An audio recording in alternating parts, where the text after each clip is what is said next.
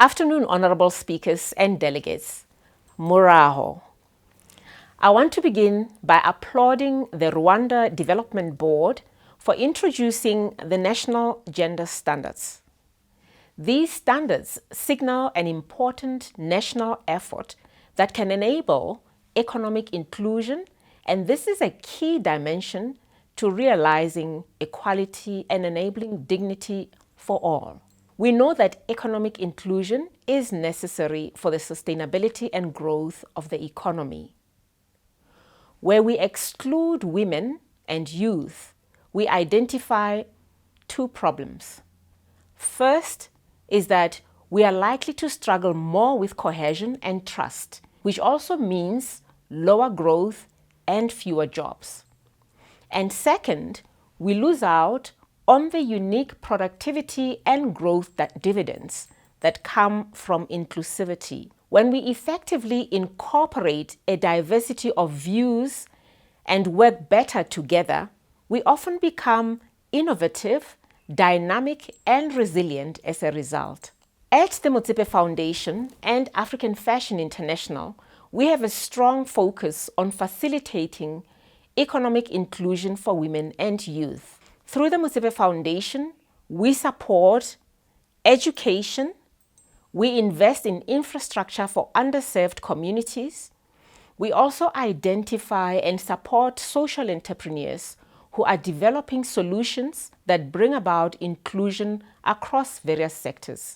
And we work with girls from these communities, providing math and science workshops to encourage their critical thinking and innovation. And lastly, but not least, we also support school sports and arts programs. Our primary focus is STEM because technology is already and will continue to change our lives in significant ways.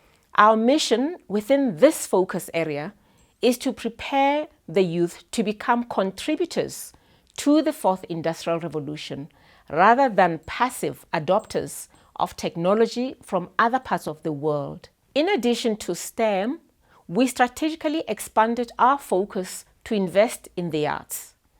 The arts and STEM cannot be considered or nurtured in isolation.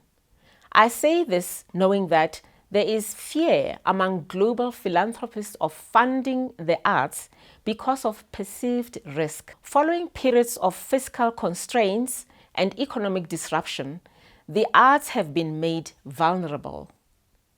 Supporting the arts cannot be easily quantified in terms of return on investment or impact, which is often how we interpret success. The arts are primarily values-based.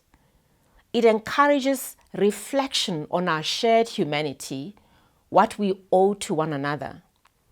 It nurtures pride for our cultures and our heritage, and it has the power to break down gender and other biases, which prevents access to equal opportunities. The creative and cultural sector, like many other sectors, is grappling with a gender imbalance. For example, while the majority of fashion workforce and even fashion graduates are women, women make up only 14% of leadership positions at the largest fashion houses. Over the years, African Fashion International has tried, tested, and refined various interventions to correct the underrepresentation of women in the industry. We work with fashion schools to identify graduates for training and offer them opportunities to showcase at AFI Fashion Weeks. And within our designer network, we promote inclusive practices within the workforce through education on the business of fashion.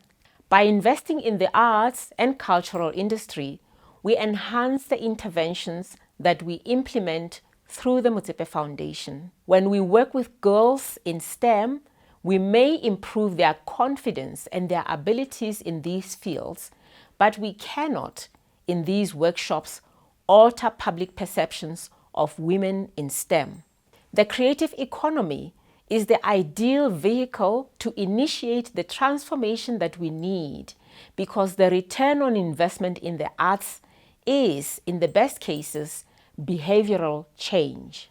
To close, I want to emphasize that it is impossible to talk about Africa's contribution to the world without mentioning the arts.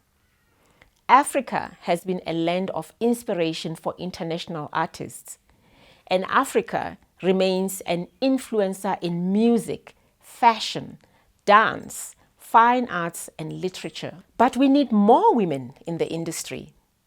More women in the arts will signal new stories, new symbols, and fresh observations that will nurture the social cohesion we need if we want to achieve the economic inclusion that we envision. Thank you.